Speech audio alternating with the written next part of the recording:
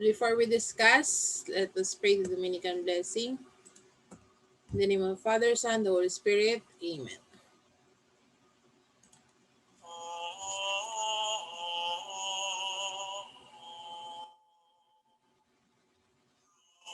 May God the Father bless us. God the Son lead us. May God the Holy Spirit enlighten us and give us eyes to see with, ears to hear with, hands to do the work of God with, feet to walk with, a mouth to preach the word of salvation, yet of peace. Watch over us and lead us at last with the rich gift of the kingdom.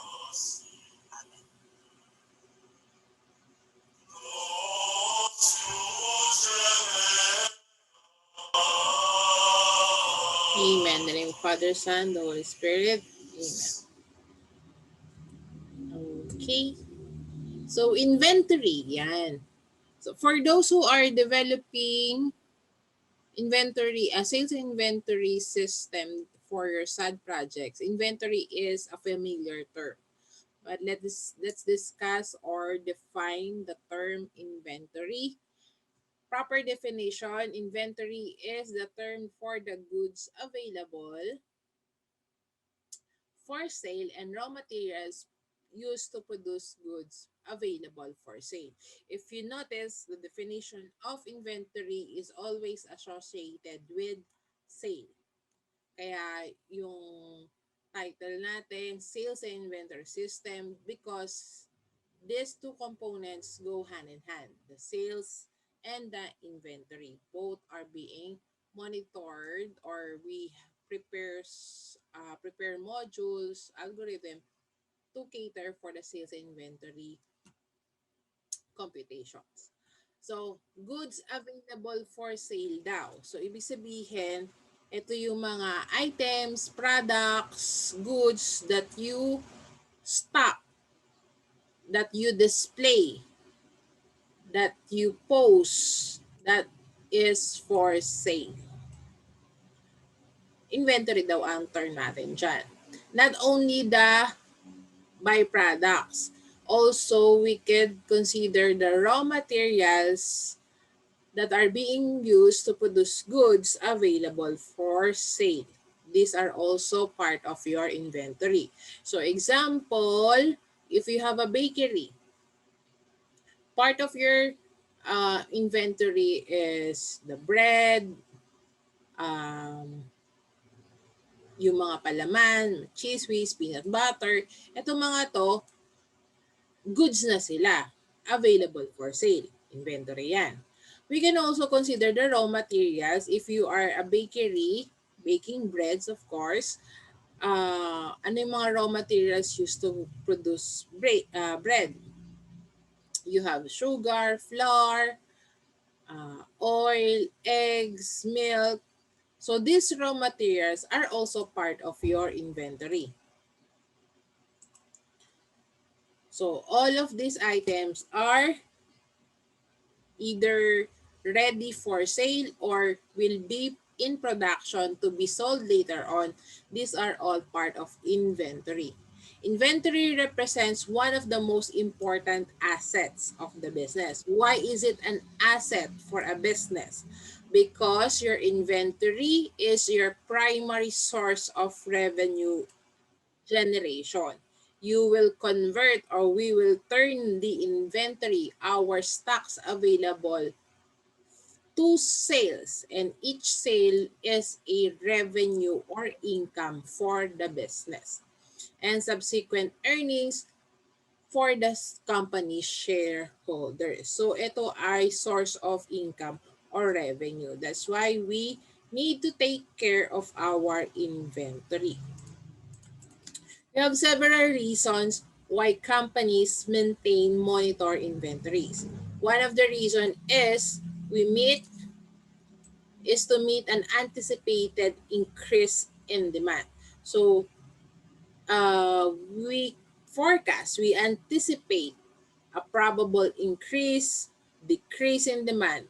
With the movement of the demand, Depende kung mabenta siya for this month, ah, mabenta siya pag tag-ulan, mabenta siya pag pasukan na, depende sa demand of your consumers or your customer.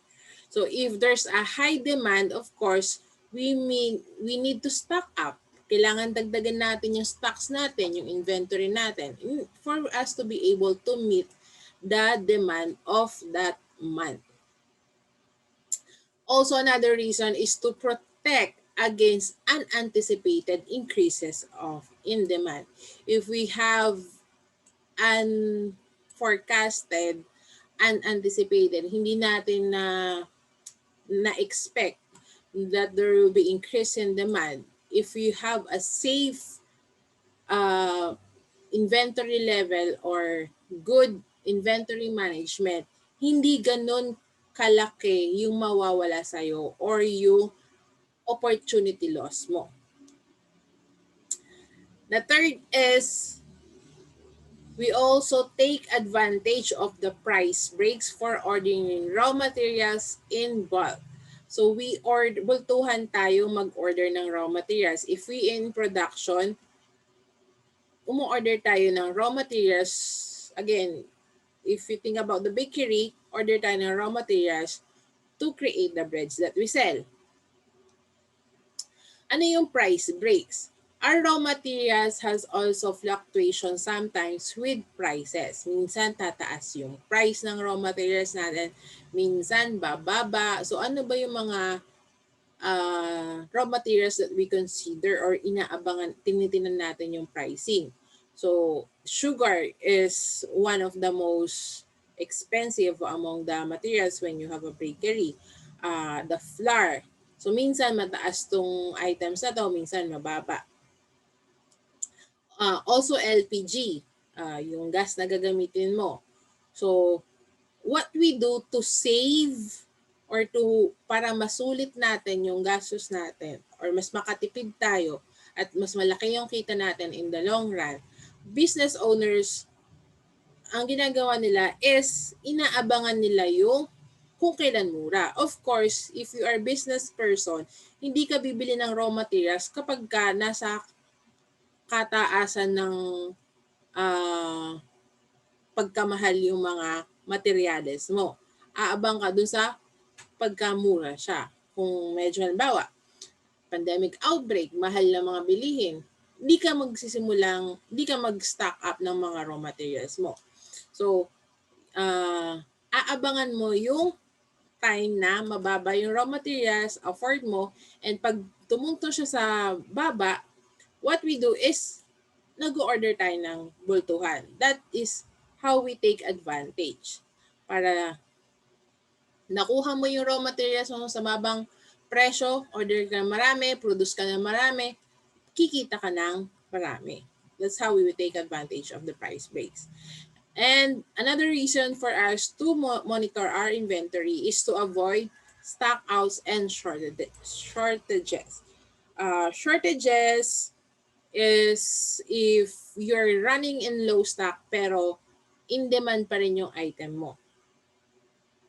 You have scenarios like, sorry ate, dalawang piraso na lang yung available. Tapos may nagtanong na naman maya-maya. Naku, naka-reserve na po yung dalawa. Order pa po ako sa supplier ko. So these examples are shortages and stockouts. Ang dami nag-i-inquire, ang dami nagtatanong na possible customer mo, mabebentahan mo sana. Kaso dahil wala kang stock, yung benta mo, hindi ka nakabenta. So these are also loss for the company. Yung possible benta na hindi nabenta, considered loss din yan kasi hindi siya na-produce as income, hindi natin siya na-convert as income. So, opportunity loss ang tawag natin doon. So, we avoid this scenario, stock out and shortages. Stock out is out of stock yung items mo. So, if we are running low in inventory, what we do is we order from our supplier. Kung saan tayo kumukuha ng goods natin, order tayo ng raw materials, order tayo ng new supply from our supplier. The problem is if you're running in low inventory or out of stock, the more days na lumilipas, the more yung opportunity loss na lumalampas. Pwedeng ang delivery date ng new stocks mo after 3 days. Pwedeng 5 days. Pwedeng 7 days. Kung by pagka-order mo today, kung bukas tomorrow na, so minimal lang yung opportunity loss. Pero kung umaabot yan ng days, tatlong araw na benta na sana yon, kaso wala kang ang stock, nasayang.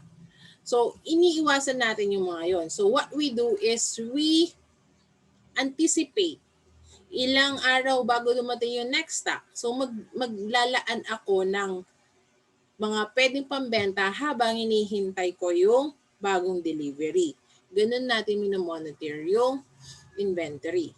And another reason is to keep a steady stream of material flowing to our retailers rather than making a single shipment of goods to retailers. Retailers here is ito yung mga reseller mo or yung distributor ng product mo. So sa iyo sila kumukuha ng ititinda. Instead of making a simple shipment of goods, baka natin iniiwasan to? Kasi one reason is probably yung reseller natin wala silang storage space kaya hindi sila umu-order ng bultuhan. Another is depende yan sa product mo. If your product has expiry dates, it's not advised na umorder ng bultuhan kung hindi naman agad ma-dispose yung item. So, what we do is to closely monitor our inventory. In that way, we could have a steady supply delivery to our resellers, to our distributors. In that way also, we are building our relationship to our resellers. So doon ka nagbi-build ng network mo, mga possible retailers mo. Kasi kung hindi properly manage yung inventory mo, ay ate, wala pa akong stock eh. Yung mga resellers mo na usually kukuha sa'yo, pagka nawalan ka ng stock, tendency, pwede silang maghanap ng iba pang pagkukunan ng item. Pwedeng lumipat sila ng supplier. So, nasasayang yung pwedeng yung relationship with the reseller, nasasayang yung possible income. So, kailangan steady supply of materials towards our retailers. So, these are just few of the reasons why we need to monitor or maintain our inventories. So we have here is a graphical representation of inventory process. Let's start with the suppliers. So imagine you have a sari-sari store. Maliit muna, small business. May sari-sari store ka. So you have contacts na pwede natin pagkunan ng ititinda natin, the suppliers. Pwedeng regional distributor, sa kanila ka kukuha. These are just middleman. Sila yung nag-distribute ng goods. Or pwedeng diretso ka from the factory or from the brands na pwede mong pagkuhanan ng ibebenta.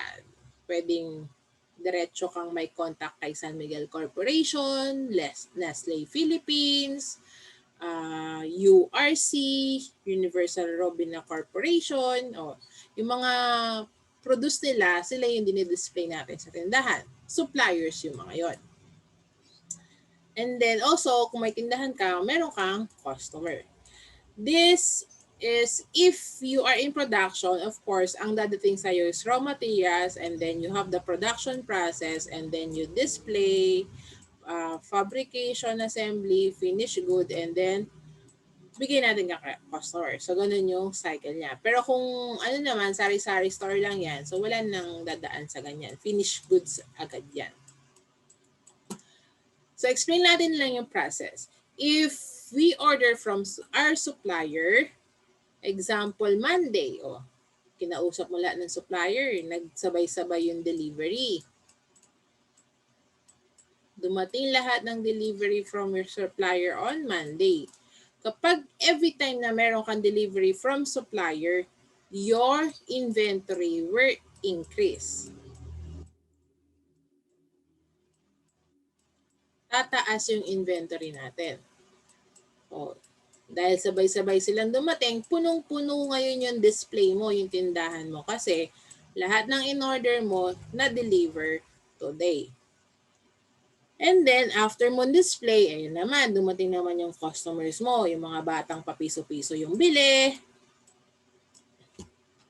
Mamayang hapon, andyan naman yung mga neighborhood natin, bibili na sila ng pang-ulam sa hapon, dadating na naman si Aling Pasing, mangungutang na naman. These are your customer. So every time you provide them goods in exchange of money, we call this sales. So yun yung transaction natin with our customers. And every time that we have a sale, ang effect niya sa inventory is decreasing. Nababawasan yung stocks mo, nababawasan yung inventory mo. That is the cycle. So pag nabawasan yung inventory mo, what will you do? You need to contact again your supplier to make another delivery. So that is the movement of your inventory in a business process. Okay? Question. Aside from sales, what other instances that could decrease the inventory? Aside sa sales, ano yung mga ibang instances o pangyayari na pwedeng makapagpababa ng inventory mo or stocks mo?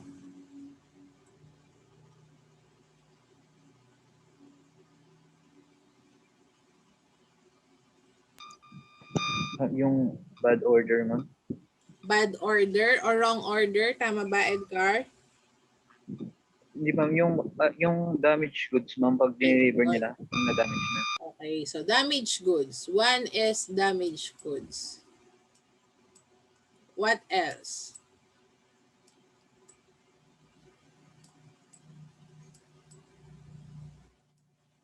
Or defective.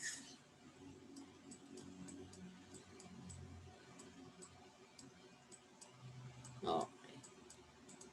Ma'am, pwede ba yun? Meron kang damaged goods or defective product pagdating mo?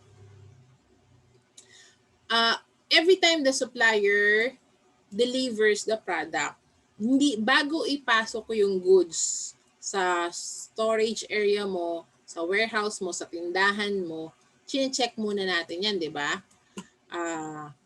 Ilan yung in-order, tama ba yung 10 box yung in-order ko, 10 box yung dumating, check. Check ko yung items na dumating. Ito yung in-order ko. Cookies, puro cookies yung dumating, check. Packaging, ito sir, may butas yung isa, palitan mo nga to. Before mo siya i-receive, chine-check natin yung quality of items. If all good, sir, okay na lahat ng items mo, pirmahan ko na yung receive form. Ma'am, papirma na lang po dito, na-receive niyo na po yung item. So, once na pumirma ka doon, ibig sabihin yung dumating na item sa'yo, good quality. Yung mga i-display mo, good quality. However, during storage, habang naka-display sila, hindi natin maiiwasan na yung mga items natin magkaroon ng damage, maging defective, lalo na kung hindi naman na-maintain regularly yung display or yung storage ng items mo. Pwedeng accidental damage, pwedeng natural disaster, pwedeng third party, merong mabait sa tindahan, nagkakaroon ng damage.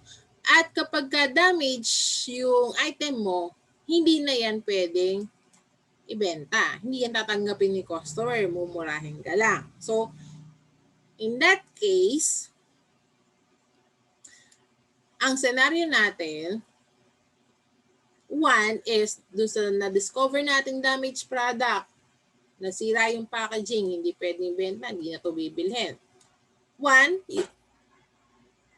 ikakalugi mo yon. Kung hindi mo mabenta, ikakalugi mo. Sayang naman to, isang box na sira. Sayang yung benta. Either, pwedeng palitan ni supplier yan, depende sa agreement ninyo, depende sa relationship ninyo with the supplier. Some supplier, mabait sila, they accept yung mga ganong exchange. Pero, meron din mga supplier na hindi tinatanggap yung ganong exchange kasi reason nila, ma'am, nung dineliver po namin, chinek nyo, okay naman, pinirmahan nyo pa nga yung receipt form eh. May point naman sila. So, in that case, magiging ikakalugi mo nga yung damaged goods na yon. And dahil damage yung goods na yon, this will be deducted from your inventory or your stock count. Hindi mo pwede ibenta, so ano yan, display lang? Hindi pwede. Kasi inventory should be converted into sales, hindi pwedeng display lang. So kung display lang yan, tatanggalin natin yan sa inventory or inventory count. Aside from damaged product, what else? Expiration. Okay, we are also considering the expiry or the expired products. Similar scenario with damage. Either your supplier replace the expired items or not. They're not replacing expired item. Again, depende sa agreement or sa relationship with the suppliers. So, to avoid, so kung expired yung products, 2 bote, isang kahon, still, any count kung expired yan, that would be less in your inventory. Kasi it cannot be converted into sales. So what do we do to avoid this kind of loss? Para hindi tayo malugi sa mga expired products. Business strategy is yung mga malapit ma-expire, sila yung unang naka-display. Sila yung dinidisplay ng mga promodizer. Yung mga matagal pang ma-expire, 1 year pa, 2 years pa before ma-expire, sila pa yung nasa storage, sila pa yung nasa warehouse. So, FCFS, kung sino yung una ma-expire, sila yung una nating dinidispose to avoid expiry or products that are expired in your inventory. So aside from damaged or expired items, what else?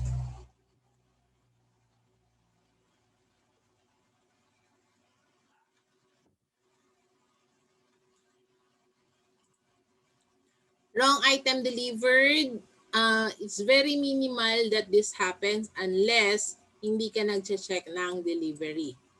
So, pero kung mangyari man yung wrong item delivery, you don't, one, either kung hindi mo binebenta yung item na yon, wala kang ganung item, hindi nga siya possible sales.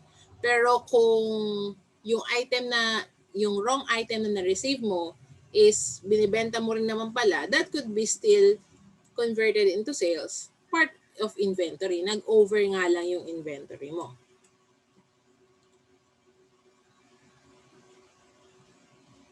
O what else? Pero again, kung nag-check ka ng delivery, it's very unlikely to happen. Aside from damage expired, what else? We still have one.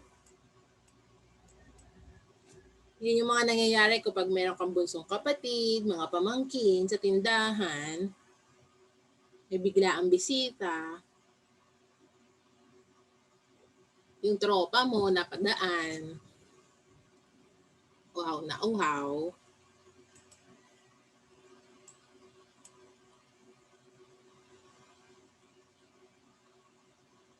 sariling needs. Consume, personal consumption, pero minsan halimbawa yung bunsong kapatid, yung personal consumption, walang paalam. We tag them as theft. Iba yung personal consumption, of course, sa theft. Yung personal consumption, kung nagpaalam sila, of course, yan, bababa yan sa inventory. Pero sa groceries, sa RCS, sa Pure Gold, wala naman tayong ika-classify na personal consumption. Kasi hindi naman kakain dun yung mga staff natin. Pero kung sari-sari store yan, sari-sari store, own business, of course, meron tayong personal consumption. Anong usually nangyayari sa businesses, sa mga RCS o yung malaking business? It can be either theft or lost items. Yan. Ibig sabihin, talagang nawawala. Nung nagsara yung tindahan, nagbilang kami kagabi, ang alam namin sa records, 10 pa dapat yung box ng toyo. Kaso nung binilang namin, 7 na lang. Merong 3 box na nawawala. Hindi natin malaman kung saan napunta yung 3 box. Kasi wala naman sa sales. So we have to check the CCTV.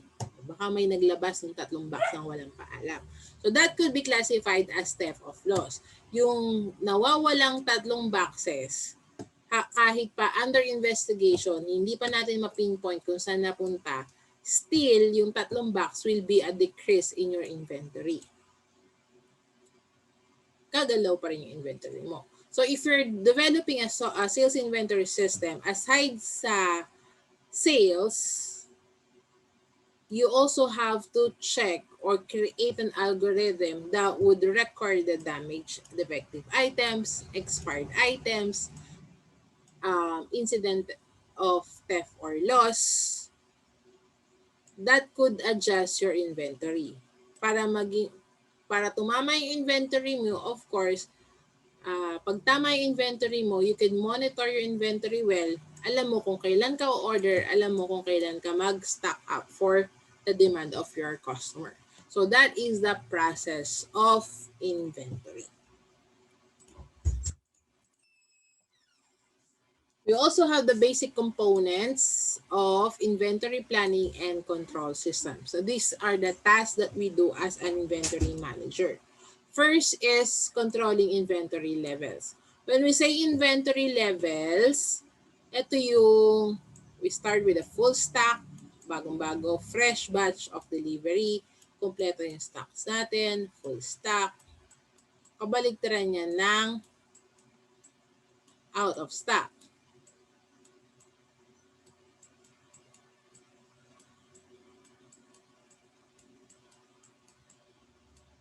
Meron kang in middle or mid stock, meron kang running in low stock or under stock. Kunti naman ang stocks mo, under stock ka lagi. Or pwede ka rin mag-overstock. Grabe naman, apaw-apaw naman yung supply mo for this month. Mabenta mo ba lahat yan? Overstocking ka. So that is the inventory levels that we are controlling. Depende yan, of course, sa demand of the item. We also check with the feedbacks, measurements, to revise plans and forecasts. So again, you will check the movement of your items. Ano ba yung sinabi ng movement of items? Meron tayong slow-moving items, meron tayong fast-moving items.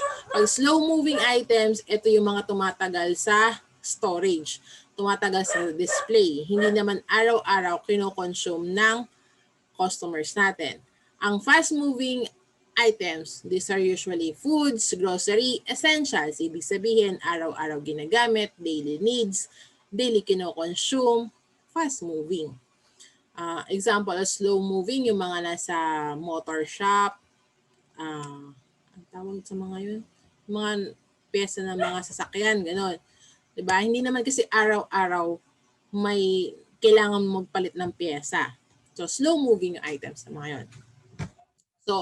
So movement of your demand will also will help us forecast. You have to check, again, do sa concept of forecasting natin. Last topic, you study the past sales report, the current sales report, for you to identify ano yung magiging, ilan yung kailangan mong stock up to prepare for the demand.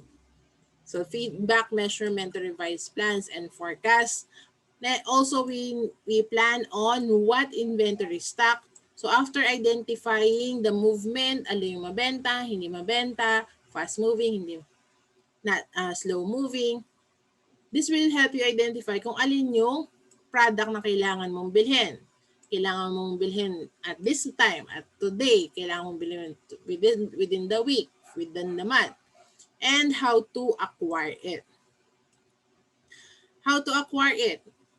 If you are in a big business, suppliers mo, multiple yan. Hindi naman isa-isa lang yung supplier mo unless yung item mo is very unique.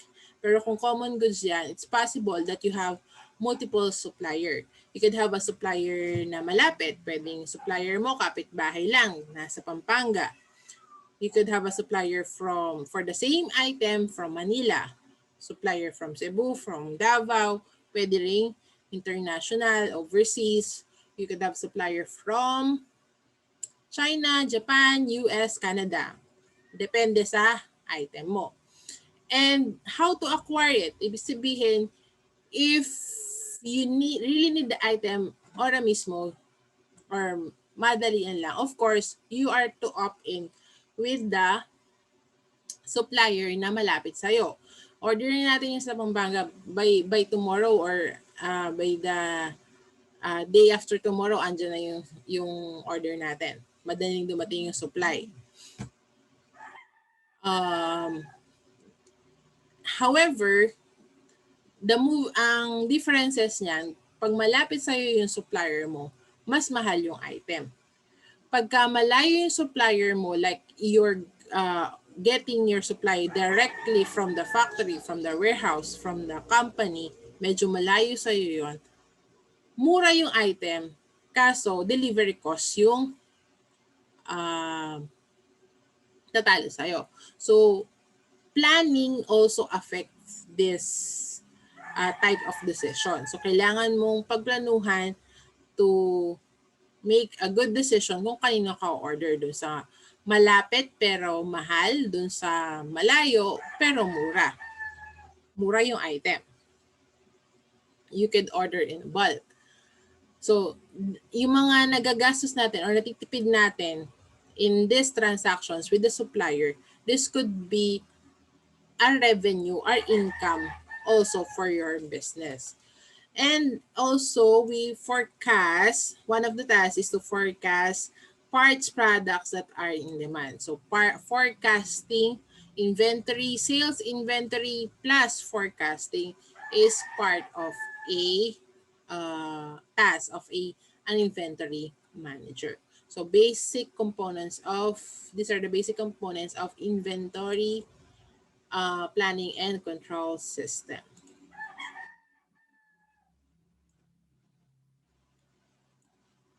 Ayun, dahil naalala ko yung inventory. Inventory, some pronounce this as inventory, some pronounce this as inventory. Depende yun kung saan ka nakalugar. Pero US ata is inventory. Inventory. Tayo inventory. Bahala ka sa diction mo.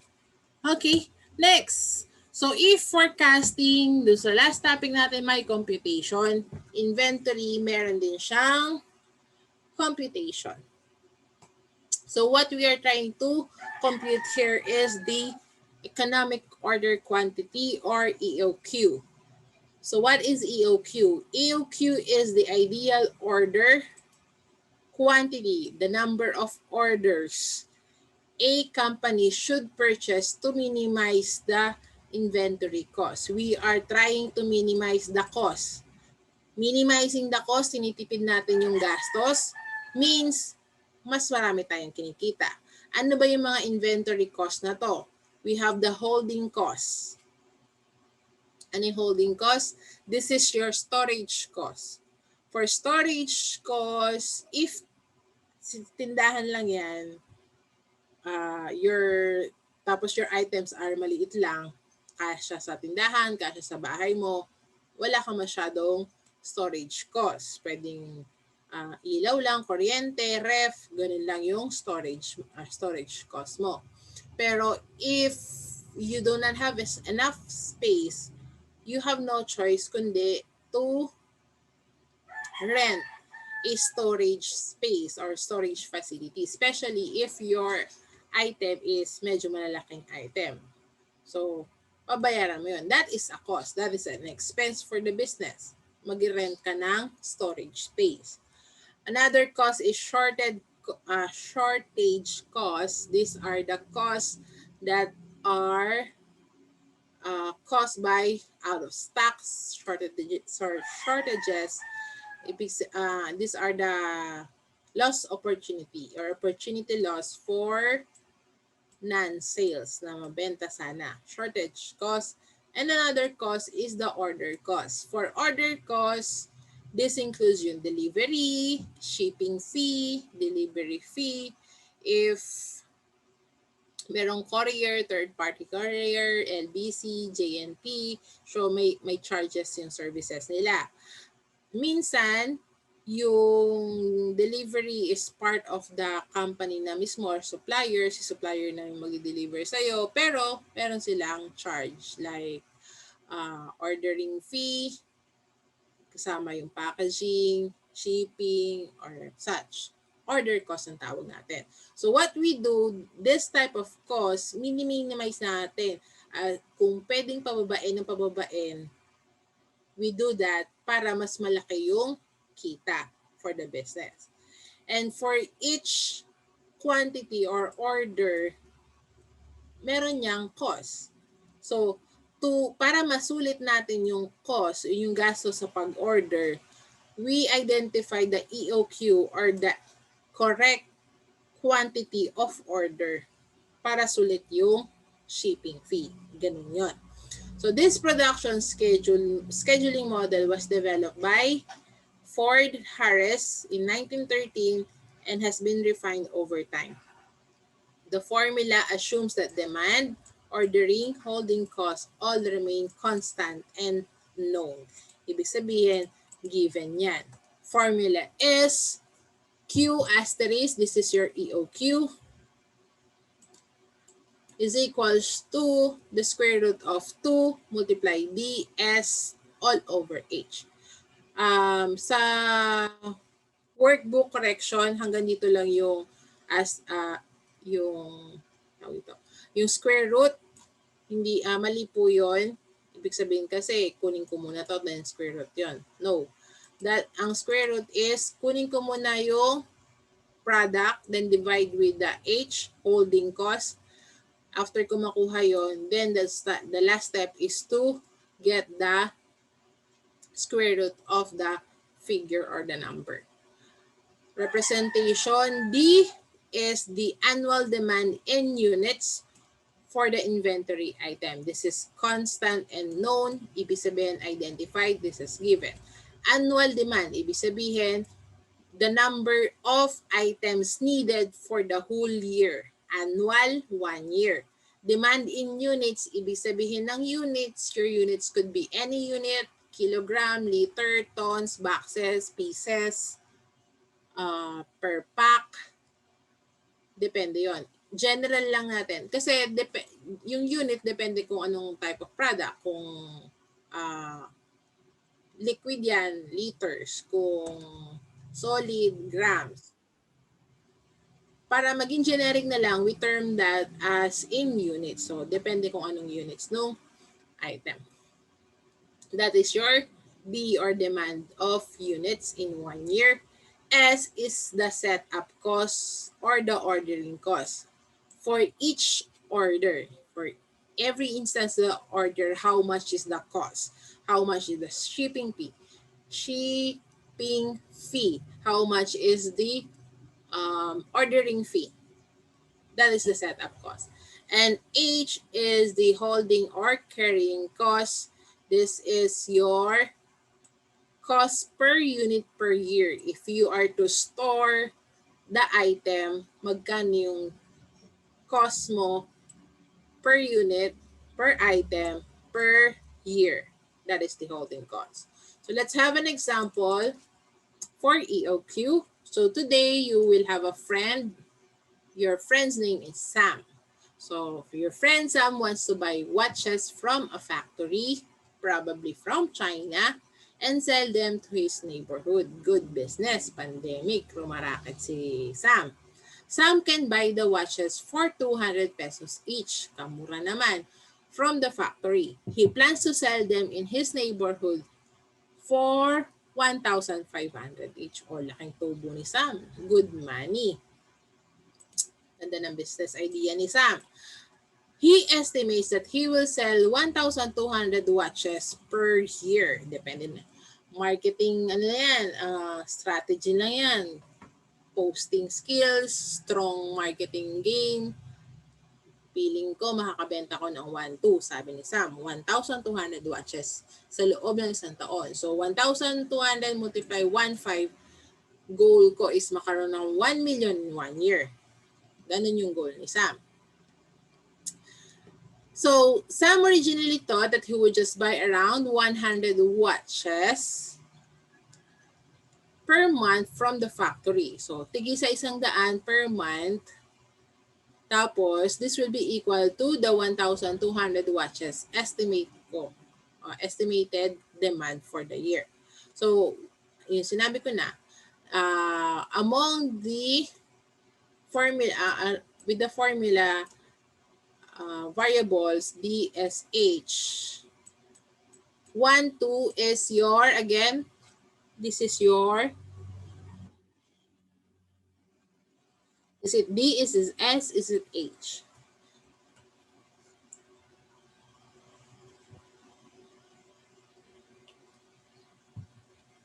O sinabi ko na ni ma'am kanina, 1, 2 is your demand for the year. Sabi ko nga, ang plano ni Sam is order siya ng 100 each month, 100 watches each month para mabuo niya yung demand na 1,200 sa isang taon.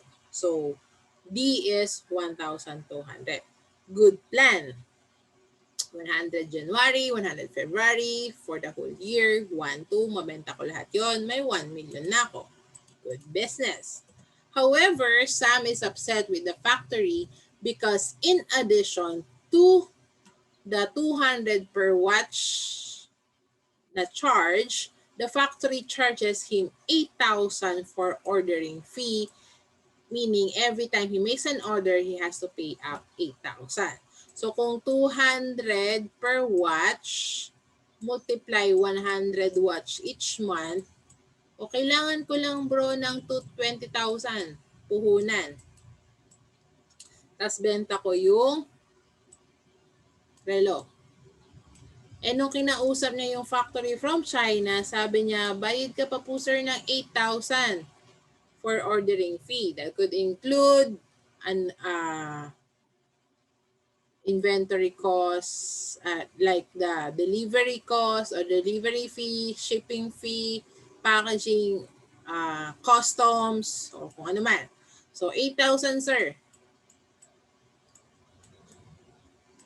Ay naku, 8,000 pa, edi 28,000 yung kailangan ko para masimulan yung business ko. So, if some orders every month, tulad ng original plan niya, each month siya o-order, tapos 8,000 per month, so 12 times 8,000, this will have a cost of 96,000 per year. Naku, 96,000 in a year? Malaking halaga din yun. Almost 100,000. Pwede ko naman atang tipirin to. So, plan, Sam came up with the decision. Anong gagawin niya? Oh, hindi na ako order every month. Ang gagawin ko para matipid ko yung 90,000, order ako ng 1,200 watches. Minsanan. Para instead of 96,000, 8,000 lang yung gagastusin ko. Sabi ni Sam. But just as Sam thought that he solved his problem, he sees another problem. He doesn't have any space in his shop to store or keep the watches. Wala siyang pagpe-press-man. Ang liit-liit lang ng bahay, kung saan ko kaya lalagay itong 1,200 na watches? That's the problem. Minsanan, pero walang pwesto.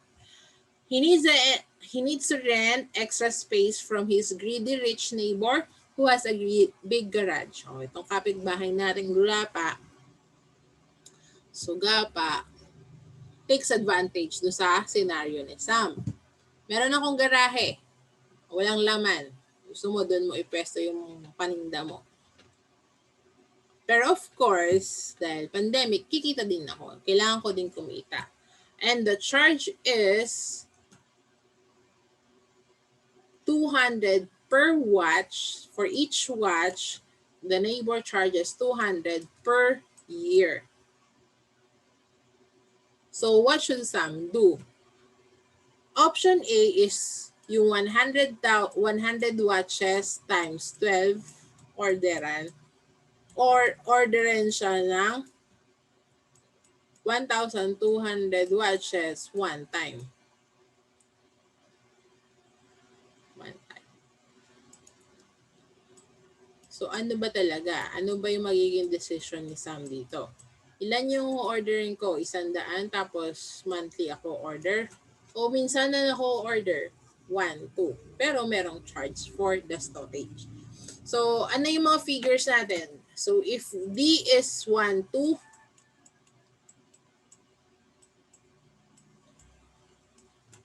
what is S or yung setup cost?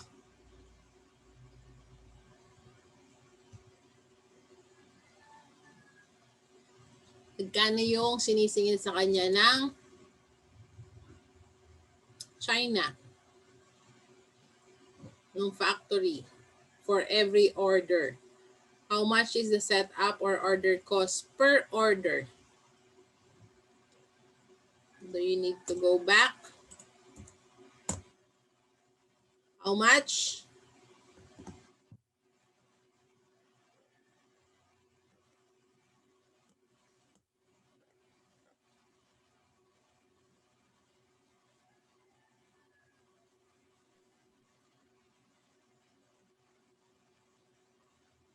Anyone?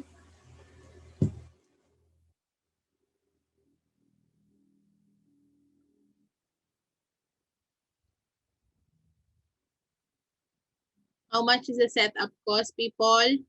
Again, setup cost is the cost, ordering cost, or the cost for every order.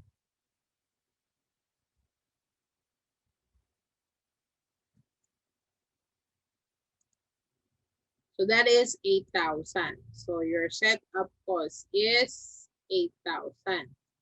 And the other variable is H, which is the holding cost. In this case, how much is the cost per unit per year?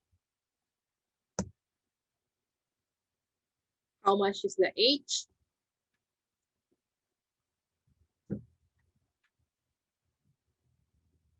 Nagkwento lang ako tungkol kay Sam, natulog na sila.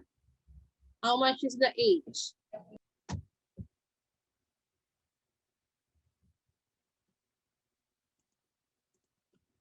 So that is 200. Thank you, Adele.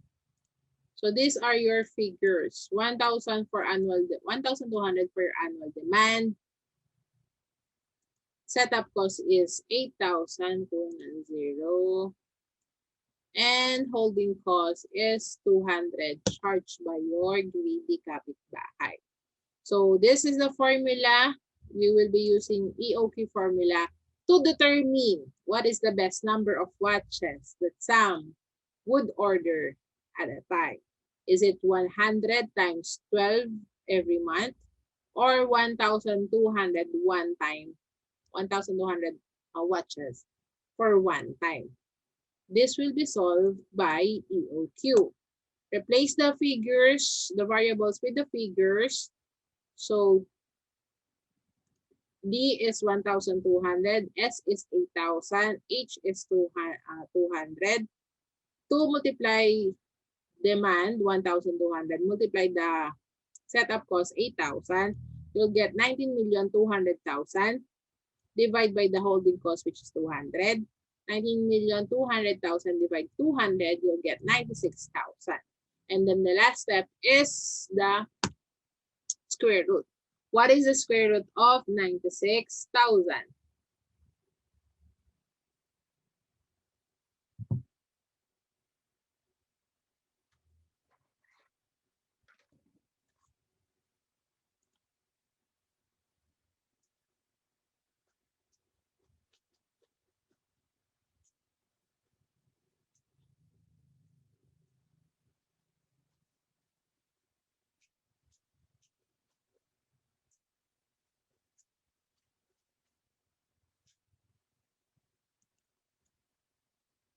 So what is the square root of 96,000 for us to get the EOQ?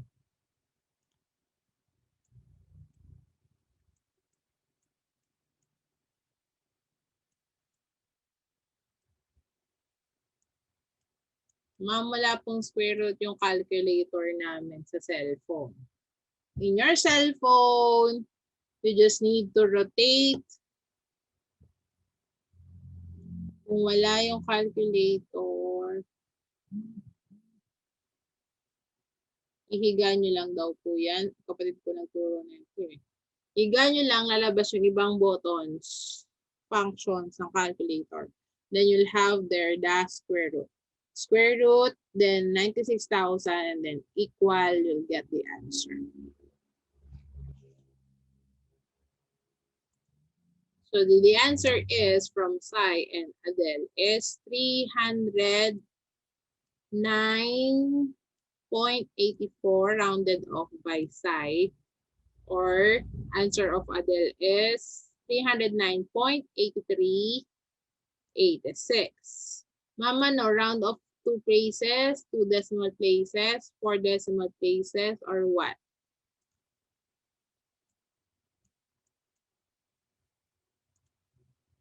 Oh, kinumpleto talaga ni Mark. 0.838676969.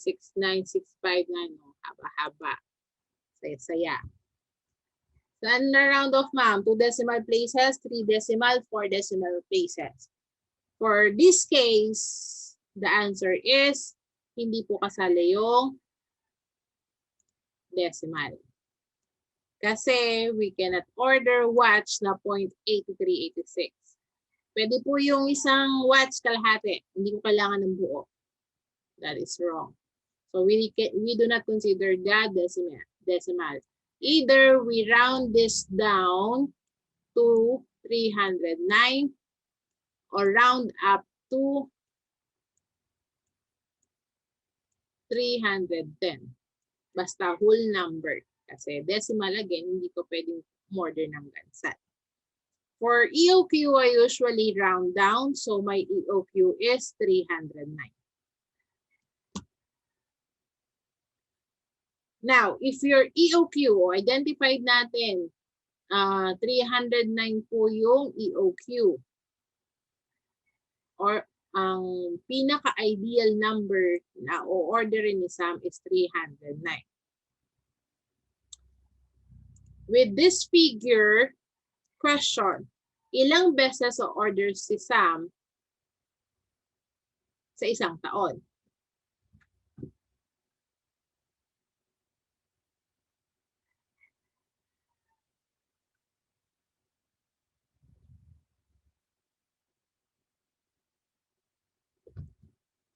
If the identified EOQ is 309, how many times will Sam order in a year?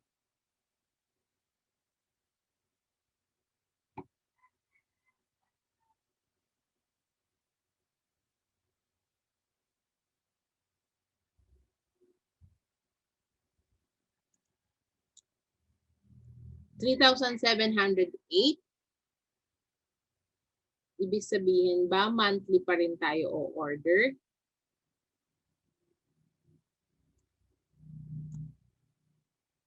Ang dami namang relo yun. 3,000 yung kailangan ko benta. 3,708 yung kailangan ko ma-dispose or mabenta sa isang taon. Ay. So again, ulitin natin yung question. If the identified EOQ or number of quantity, watches. Now, ordering na sum is 309 sa isang order. Ilang beses siya o-order kay China, kay factory?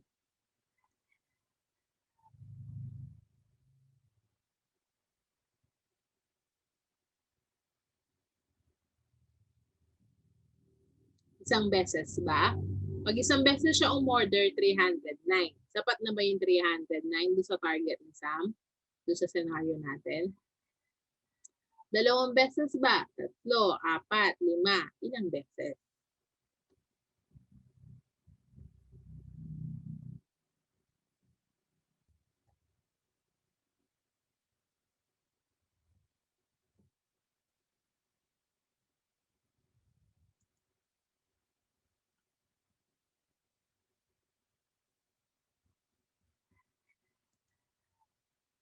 Paano mo malalaman kung ilang beses? Ilan ba yung kailangan mabenta ni Sam?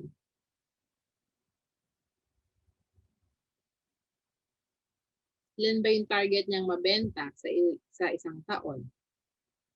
Ilan yung target niyang mabentang relo sa isang taon?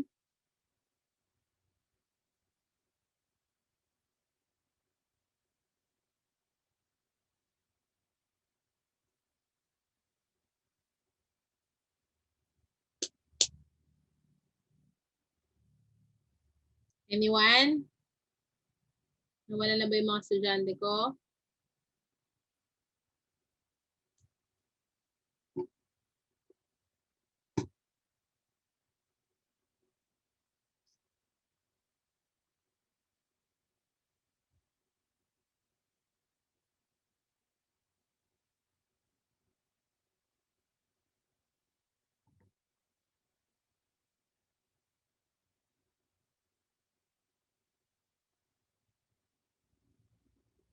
La, given na nga yun eh.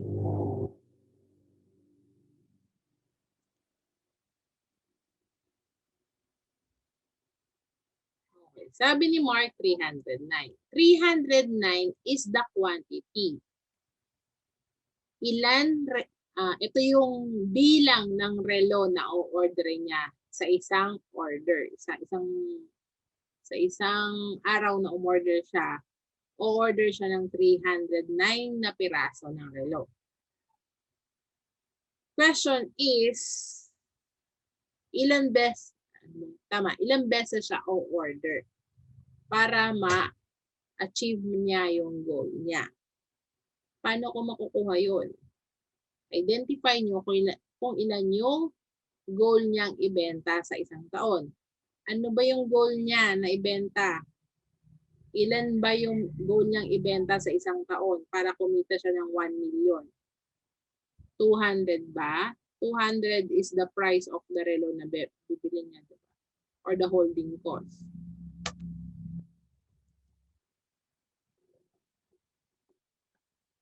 Wala yung mga estudyante ko nawawala. Sabihin na rin yung kwento ng exam.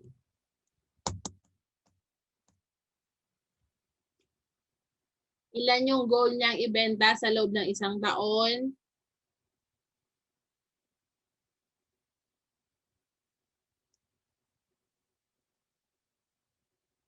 $1,200. 1,200. Thank you. If 1,200 yung goal niyang ibenta sa isang taon, ilang beses siya o-order? Yan, doon sumagot na si Adele at si Mark. Kung ang target niya is 1,200, tapos o-order siya ng 309 kada order, ilang beses siya o-order?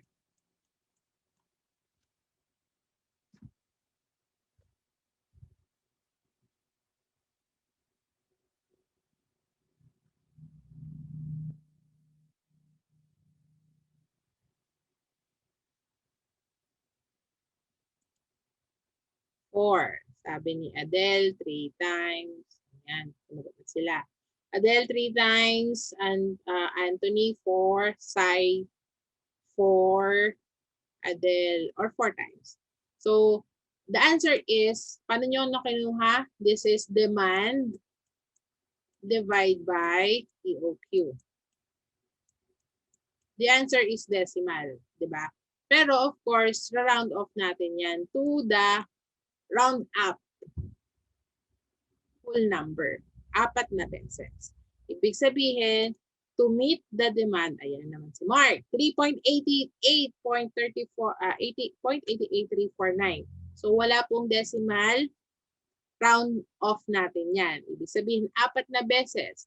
Kung kailangan ni Sam ng 1,200 na relo sa isang taon, kung sa first order niya 309, second order niya 309, third order niya 309 ulit, tapos yung last order niya, ilan? What is the figure for the last?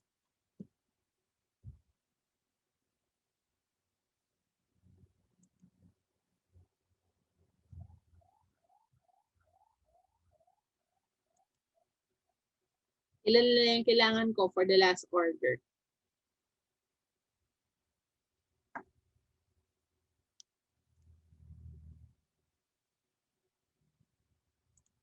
So that is, alam ka naman yan, ayan, 273, correct? 273 to come up with 1,200 demand. So ibig sabihin, this is your first order, second order, third order, fourth order. So compare do sa one-time order ni Sam, hindi daw ideal yun. Dun sa monthly siya o-order 12 times in 1 year, hindi daw ideal yun. The ideal is 4 times siya o-order with the quantity of 309 each order and then the remaining for the last batch of order. So that is the EOQ. So once you have the EOQ or the figure for EOQ, you may be also compute for the expected number of orders per year. Again, that is the demand divided by the EOQ, you'll get 4. Your 4 is, or your N, is the expected number of orders per year basing on how much is the demand. Okay? So that is N. And if you have the number of orders in 1 year, you can also, so that 4 times siya o-order, that's 309, 309, 309 plus 273 to meet the demand. 4 times o-order rin. If we already have that figure, we can also compute the expected time between the orders. We can estimate what is the interval between the orders. How? The formula is number of working days in a year divided by N. For example, 264 yung working days ni Sam. Hindi siya everyday magbebenta. Meron siyang mga off. Saturday, Sunday. Nag-day off siya. No business. 264 lang. Sakto. So, 264 working days divided by 4. 66 days is your interval in between the orders. Ibig sabihin, first batch of order, then 66 days. Then that's the time. Yung second order, then 66 days interval, and then third batch of order, 66 days, and then the last order. So, ganun yung expected time between the orders. Bakit 264? This is given depending sa scenario. Pwedeng 364 kung 24/7, 7-Eleven yung tindahan natin. Pwedeng kung 6 days ka nag-work, Monday to Saturday, kasama yung Saturday, 6 days times 52 weeks, that is your working days. Kung Monday to Friday lang yung work days natin, 5 days multiplied to 52 weeks, that is your working days. For this case, bakit natin yung 264? Minsan kasi yung monthly yung binibilang nila, it is either 21 or 22 days working in each month times 12. That's the number of days, working days in a year. So dependent scenario and it is a given. So that is the expected time between orders. Aside from EOQ, we are also computing for the reorder point. Again, for the groups that are developing sales and inventory system, you may also be encountering reorder point. So para saan yung reorder point? If EOQ answers how many items will be ordered in this order, reorder point tells us when to order. Kailan tayo order ulit? Mamakala ko ba, kinompute mo kanina 66 days in between the orders. So after 66 days, that's the time to order for the next batch. Anong difference nung 66 days dito sa reorder point? We will explain that later. For now, formula for reorder point is the demand divided by number of working days in a year multiply to lead time. What is lead time? Lead time is a known and constant number of days where the order is expected to be delivered. Kailan darating yung order mo? That is the lead time. Kung Shopee, Lazada, 3 days ma'am, lead time. Ibig sabihin, 3 days, andyan na yung order mo. 5 days, in 5 days, andyan yung order mo. 7 days, it will take 7 days for the order to arrive. Pwedeng months. Naka-sea cargo, pinaship namin from China, 3 months yan. From Canada, 3 months lead time. So that is lead time. So if we will be getting with the figures, still scenario ni Sam, DS12, lead time is 7 days, given working days is 264 days. To get the reorder point, 1, 2 divide 264 multiply 7, you'll get 455, 7, 31.85 units. Again, hindi pwedeng may gansal, depende sa scenario dahil hindi natin pwedeng hatiin yung relo. So we will round up or round down. Normally for ROP or reorder point, it's round up. So the reorder point is 32 units. Reorder point. Hindi ko pa rin gets ma'am ano yung reorder point. Let me explain. So, kinompute natin kanina for time expected between the orders is 66 days. Tapos reorder point is 32 units. Question, kailan tayo o-order ulit? Scenario is, ayan. So, nung March 31, umorder ako nung first batch. Nung sinabi natin na 66 days in between the orders, ang pang 66 days is June 5. So, by June 6, dito pa lang yung order ako ng second batch. Yung first batch, 309 watches yung dumating. Tapos, after 66 days, order ulit ako ng 309. Ganun yung explanation for the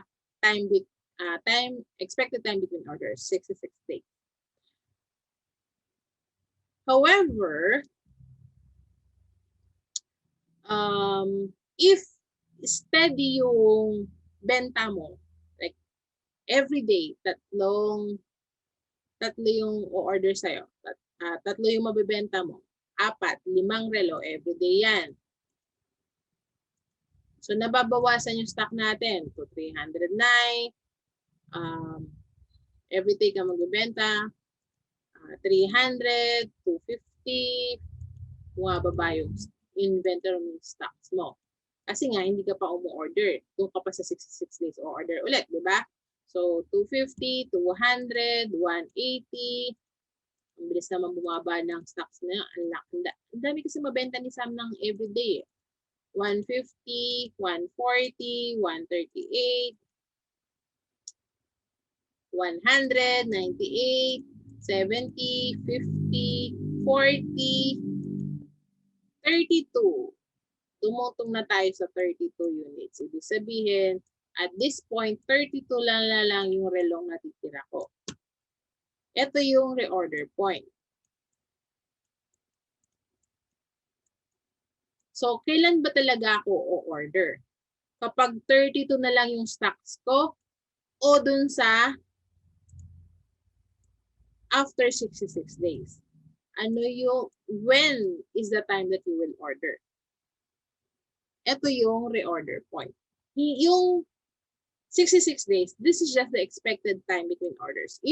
Especially if you have steady sale every day. Ibig sabihin, kung tatlo talaga yan, fixed, tatlo, apat, lima, yung 309 natin, aabot yan hanggang 66 days para dumating yung next order. Pero hindi yung signal natin kung kailan tayo order. What if dumating yung 309? First 2 weeks pa lang, nabenta mo na lahat yun. Hihintayin ko pa ba yung June 6 para umorder ulit ng another batch? Di ba hindi na? Kasi sayang yung mga araw na pwede ako magbenta. So, kailan ako order? Hindi yung 66 days. Hindi ito. That is wrong. Sayang yung mga araw na wala kang stock na pwede ka magbenta. So, mali ito. Kailan tayo mag-order? That is answered by the reorder point. So, pagka day 18, tumutong ng 32 units, dahil i-compute natin yung reorder point, 32 units, that is the level or the mark signal for us to reorder from our supplier. 33 last relo before mag 32. Pagka-deliver ko tong relong to, order na ako. The 33 units now will be your SS. SS, ano na yan ma'am? Special skill? Hindi. This is your safety stock. Ibig sabihin, ito yung stock natin habang hinihintay natin yung next delivery. Kasi sabi natin, 7 days lead time. Etong 7 days na to, habang hinihintay natin yung next delivery, meron pa akong 32 items na pwedeng ibenta within the 7 days na naghihintay tayo. That is reorder point. Nakakita po ba yung difference of reorder point and expected time between?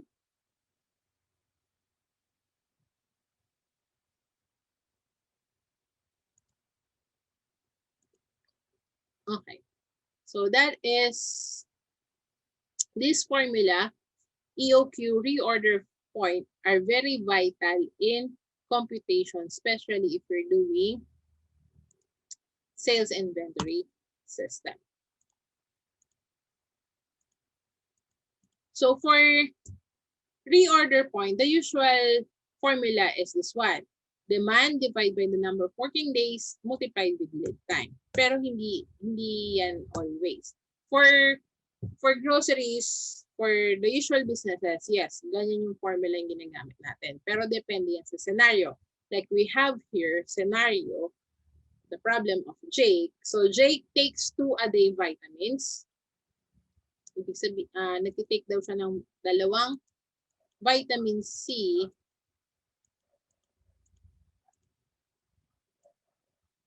sa isang araw, which are delivered to his home 7 days after an order is called in. So 7-day lead time. At what point should Jake reorder? So example, Jake orders good for 1 month, 30 days. Tapos kung 2 tableta yung iniinom niya, ang order niya from the pharmacy is 60 tablets. But it will take 7 days for the delivery. So what is the reorder point? At what point na order si Jake ulit? Kung day 1, nag-take siya ng 2 vitamins, stocks ko 58 na lang. Day 2, 56. Bawas na naman 2. Inom na naman sila. Tapos, next, day 3, inom na naman ng 2, 54. Then, 52. Then, 50. Then, 48. 46. 44. At what point o-order si Jay? 42. 40. Inom na naman, 38. 36. 34. At what point o-order si Jake? 32. 30. Order na naman. After half month. Bakit? Ano yung basis ni Adele after half month? 28. Dalawa na naman. So, after half month, nasa 30 na. O, order na tayo. So, 30. Ito na yung 30, half month. Meron pa akong 30 stocks. Order na ba ako? With the given. Tatlong vitamins, 30 tableta pa yung meron ako. Order na ba ako sa pharmacy? 26. Pag umorder ako, meron pa akong 30 nandito. Tapos order naman akong another 60. Magiging 90 pag dumating yung order. O, tuloy natin. Hindi pa pala, sabi ni Adele. 28, 26, 24. Awas na naman. 22, 20, 18, 14, sabi ng Mark. Bakit? Paano nakuha yun, Mark? Sabi ni Mark, at 14 tablets. Pag tumungtong ng 14 remaining. Si John Paul naman, 10 pieces. Pag 10 pieces ang ititira ni John Paul, 7 days yung hihintayin niya. Yung 10 pieces, 5 araw lang yung iinom siya ng vitamins. Yung 2 araw, hindi siya makakainom kasi naubos na. Nakita yung problem doon dyan. So, computation ni Mark is 2 tablets multiplied the 7 days lead time. 7 araw siya maghihintay before dumating yung delivery. That is 14 vitamins. Kailangan ko magtabi ng 14 tablets habang hinihintay ko yung next delivery. Saktong pag-ubos niya, dadating na yung bagong delivery. That is the reorder point in this scenario. Nakuha po yun. So, yun yung safety stock niya. Kailangan ko lang magtabi ng 14 vitamins. Tapos, 7 days bago dumating yung bagong stocks, yung delivery. Pagkaubos ko yung last 2, dadating na yung para bukas. Diba? So, hindi mo kailangan ng computation, yung hindi mag-a-apply dito yung formula lang reorder point, demand, multiply, number of days, divide by lead time. Hindi yung mag-a-apply dito. Mali yung computation. The formula of ROP, which is demand divide by number of days multiplied by lead time. Hindi yan mag-a-apply dito. Logic lang yung gagamitin natin dito. Right? So that is the reorder point depending on scenario.